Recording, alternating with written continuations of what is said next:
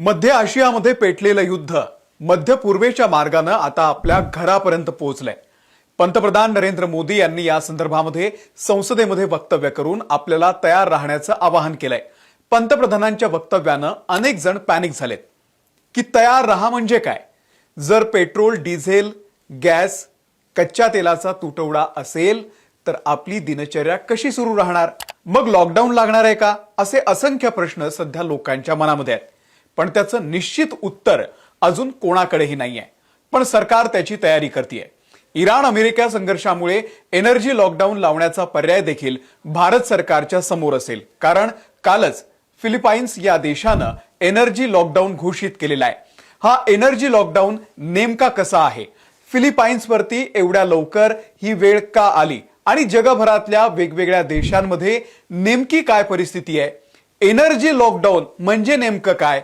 कारण आपल्याला वेगळा लॉकडाऊन माहिती आहे, भारतावरही असा एनर्जी लॉकडाऊन लावण्याची वेळ येऊ शकते का? सविस्तर पाहूयात या व्हिडिओमधून। नमस्कार, मी अमोल किन्होळकर, आपण पाहत आहात महाराष्ट्र टाइम्स ऑनलाईन। इराण कच्च्या तेलाचा मोठा निर्यातदार, सोबतच पेट्रोल डिझेलची मोठी निर्यात इराण करतो। पण याच तेलानं इराणचे शत्रू वाढवले। आधी ब्रिटन आणि नंतर अमेरिका तर कायमचा शत्रू बनला। अमेरिकेमध्ये सत्ता बदल अनेक वेळा झाले, पण प्रत्येकानं आपापल्या परीनं इराणची डील केली। मात्र यावेळी डोनाल्ड ट्रम्प आहे। डोनाल्ड ट्रम्प यांची कामाची स्टाईल, त्यांचा स्वभाव, यामुळे इराण अमेरिका संघर्ष पेटला आणि तो किती वाईट स्तराला जाऊन पोहोचलेला आहे हे आपण बघतोय। त्याचं विश्लेषण करणारे अनेक व्हिडिओ आपण या चॅनलवरती केलेले आहेत, ते तुम्ही बघू शकता। इराणनं अमेरिकेला उत्तर देताना मिडल ईस्ट मधल्या देशांना टार्गेट केलं, कारण या अरब देशांनी अमेरिकेला आपली जमीन लष्करी कारवाईसाठी वापरू दिली। संघर्ष अजून सुरू आहे, पण इराणचा सगळ्यात मोठा मास्टर स्ट्रोक होता स्ट्रेट ऑफ होर्मुझची नाकेबंदी। आखाती देशाचं कच्चं तेल, पेट्रोल, गॅसची याच मार्गाने वाहतूक केली जाते। 25 दिवस झालेत हा मार्ग बंद आहे। जगात हाहाकार माजलाय आणि म्हणूनच पंतप्रधान नरेंद्र मोदी म्हणालेत की कोविड सारख्या परिस्थितीमध्ये जसं आपण एकजुटीनं संकटाचा सामना केला, तशी वेळ आली तर आपण सज्ज राहिलं पाहिजे, तयार राहिलं पाहिजे। कोविडच्या काळामध्ये जग थांबले होतं, परिस्थिती वेगळी होती, व्हायरस पसरला होता, पण यावेळी संकट वेगळं आहे। यावेळी ऊर्जा संकट आहे आणि त्यामुळे एनर्जी लॉकडाऊनचा पर्याय सरकारसमोर असू शकतो। मी असं म्हणतोय याचं कारण आहे फिलिपाईन्सनं एनर्जी लॉकडाऊन घोषित केलेला आहे। एनर्जी लॉकडाऊन म्हणजे काय? सोप्या भाषेत आपण वापरत असलेल्या एनर्जीला, ऊर्जेला काटकसरीनं वापरणं, आणि त्यासाठी सरकारकडून काही नियमावली दिली जाईल, काही निर्बंध लादले जातील, ते आपल्या सगळ्यांना पाळावे लागतील। इराण अमेरिका संघर्षानंतर अशा पद्धतीची इमर्जन्सी घोषित करणारा फिलिपाईन्स हा पहिला देश ठरलेला आहे। फिलिपाईन्समध्ये सरकारी कार्यालय फक्त 4 दिवस सुरू राहणार आहेत। प्रायव्हेट कंपन्यांनी आपल्या कर्मचाऱ्यांसाठी वर्क फ्रॉम होम घोषित केलेला आहे। त्यासोबतच अनावश्यक प्रवासावर देखील निर्बंध लादलेले आहेत। फिलिपाईन्सनं नॅशनल एनर्जी इमर्जन्सी 1 वर्षासाठी घोषित केलेली आहे। गरज पडली तर तिथले राष्ट्रपती हा काळ आणखी वाढवू शकतात, कारण हा देश तेलाच्या बाबतीमध्ये 98% आयातीवरती अवलंबून आहे आणि हे तेल आखाती देशातून स्ट्रेट ऑफ होर्मुझ मार्गे येत असतं, त्यामुळे त्यांचा सप्लाय बंद झालाय। पेट्रोल आणि डिझेलच्या किमती दुप्पट झालेल्या आहेत। जेट फ्युएलच्या किमती इतक्या वाढल्यात की तिथली उड्डाणं रद्द करावी लागलेली आहेत। परिणामी एअरपोर्टवरती लोकांची गर्दी झालेली आहे। तिकडे बांगलादेशात देखील परिस्थिती बिकट झालेली आहे। पेट्रोल पंपावरती लांबच लांब रांगा लागलेल्या आहेत।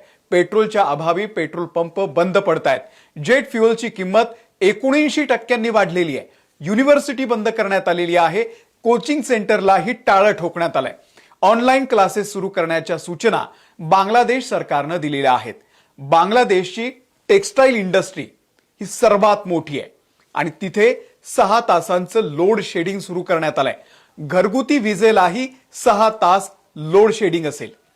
गॅसच्या अभावी 5 पैकी 4 फर्टिलायझर प्लांट बांगलादेशमध्ये बंद करण्यात आलेले आहेत। ही सगळी परिस्थिती बांगलादेशमधली आहे। आता तिकडे आपला दुसरा शेजारी आपला पाकिस्तान, तिथेही गेल्या 2 आठवड्यांपासून लोड शेडिंग सुरू आहे। सरकारी कार्यालयामधल्या निम्म्या कर्मचाऱ्यांना वर्क फ्रॉम होम त्या ठिकाणी देण्यात आलंय, तर निम्मे फक्त 4 दिवस ऑफिसला जातात। सरकारी विभागात वाहनांच्या इंधनाचा सप्लाय 50% घटवलेला आहे, तर अनावश्यक प्रवासही टाळण्याचं आवाहन सरकारनं केलेलं आहे. इतकंच नाही तर पाकिस्तानमध्ये काही मोठे अधिकारी जे आहेत त्यांचे खूप जास्त पगार आहेत, त्यांचा पगारही कपात केला जातोय. आपला दक्षिणेकडचा शेजारी श्रीलंका, तिथेही सरकारी कार्यालय, शाळा, युनिव्हर्सिटी आठवड्याचे 4 दिवस सुरू असतील. श्रीलंकेमध्ये दर बुधवारी सुट्टीची घोषणा करण्यात आलेली आहे. सरकारनं QR कोडवाला फ्युएल पास सुरू केलेला आहे. त्याद्वारे प्रायव्हेट गाड्यांना आठवड्याला फक्त 15 लिटर एवढंच पेट्रोल मिळणार आहे, तर पब्लिक ट्रान्सपोर्टला 200 लिटरची मर्यादा त्या ठिकाणी लावून देण्यात आलेली आहे. इकडे भूतानमध्ये देखील वर्क फ्रॉम होम सुरू झालंय. साठेबाजी रोखण्यासाठी डब्यामध्ये किंवा बाटल्यांमध्ये जे पेट्रोल घेऊन जातात लोक, ते आता देणं बंद करण्यात आलेलं आहे. व्हिएतनाममध्ये प्रायव्हेट कंपन्यांना वर्क फ्रॉम होमचं आवाहन करण्यात आलंय. सायकल आणि कार पुलिंगला त्या ठिकाणी प्रोत्साहन दिलं जात आहे. म्यानमारमध्ये प्रायव्हेट गाड्यांसाठी ऑड इव्हन नियम लागू करण्यात आलाय. दिल्लीमध्ये हा प्रयोग आपल्याला माहिती आठवत असेल, प्रदूषण रोखण्यासाठी करण्यात आला होता. अगदी तसंच म्यानमार सरकारनं ऑड इव्हन आता सुरू केलेलं आहे. दिवसाआड गाडी वापरता येणार आहे तिथे, जेणेकरून इंधनाची बचत होईल, कारण गाड्यांमध्ये टाकायला पेट्रोल नाहीये, तेल नाहीये. तिकडे इजिप्तमध्ये देखील मॉल, रेस्टॉरंट, रिटेल दुकानं रात्री 9 नंतर बंद असतील. सरकारी कार्यालय संध्याकाळी 6 नंतर बंद असतील. विजेच्या बचतीसाठी बिलबोर्ड्स देखील त्या ठिकाणी बंद करण्यात आले. दक्षिण आफ्रिकेत देखील एका विशिष्ट मर्यादेमध्येच त्या ठिकाणी कोटा ठरवण्यात आलेला आहे, तेवढंच पेट्रोल दिलं जात आहे. युरोपात देखील तेल संकट ओढावलंय. स्लोव्हाकिया आणि स्लोव्हेनिया या देशांमध्ये पेट्रोलचा विशिष्ट कोटा ठरवून दिलेला आहे, तेवढंच मिळेल. कसं वापरायचं ते तुम्ही ठरवा. न्यूझीलंडमध्ये जेट फ्युएलची किंमत वाढल्यानं 1000 उड्डाणं रद्द करण्यात आलेली आहेत. जगभरामध्ये ऊर्जा संकट आहे. आपापल्या परीनं हे सगळे देश या संकटाशी 2 हात करतायत. पण सुदैवानं अजून तरी भारतामध्ये इतकी वाईट परिस्थिती ओढावलेली नाहीये. खरं तर हे संकट भारतात सर्वात आधी आलं, पण तरीही आपण अजूनही या काळामध्ये उभे आहोत. इंटरनॅशनल एनर्जी एजन्सी म्हणजे IEA म्हणण्यानुसार या युद्धाचा प्रभाव हा खूप मोठा आहे. 1970च्या तेल संकट आणि 2022च्या ऊर्जा संकटापेक्षाही मोठा आहे. आतापर्यंत पश्चिम आशियातल्या 40 पेक्षा जास्त प्लांटचं मोठं नुकसान झालंय, ते बंद पडलेत. IEAच्या मतानुसार युद्ध थांबवल्यानंतरही या रिफायनरी आणि पाईपलाईन पुन्हा सुरळीत होण्यासाठी अनेक महिने लागू शकतात. याचा अर्थ हे युद्ध आज थांबलं तरी दीर्घकालीन परिणाम तेल आणि गॅसच्या सप्लायवरती होणार आहे. आणि सध्या तरी हे युद्ध थांबण्याची कोणतीही चिन्ह दिसत नाहीत. आपल्यातल्या बऱ्याच जणांना वाटत असेल की युद्ध संपलं, पुढच्या 2 दिवसांमध्ये सगळं सुरळीत होईल. तसं नाहीये. त्यासाठी अनेक महिने जातील. या संकटातून कोणताही देश वाचणार नाही. अगदी भारतही त्याला अपवाद नाहीये. आपल्याकडेही तेल इंधनाची कमतरता आहे. पण या सगळ्या देशांच्या तुलनेमध्ये आपण अजूनही तग धरून आहोत. पुढचे काही दिवस आपला साठा कामी येणार आहे. पण हा संघर्ष लवकर थांबला नाही तर मात्र आपल्यावरही एनर्जी लॉकडाऊन, एनर्जी इमर्जन्सी सारखी वेळ येऊ शकते. तुम्हाला या सगळ्याबद्दल नेमकं काय वाटतंय कमेंट करून नक्की सांगा. या व्हिडिओमध्ये इथेच थांबतोय. आमच्या महाराष्ट्र टाइम्सच्या YouTube चॅनलला जर तुम्ही सबस्क्राईब केलेलं नसेल, सबस्क्राईब करा. फेसबुक, ट्विटर, इन्स्टावरती आम्हाला फॉलो करा. धन्यवाद.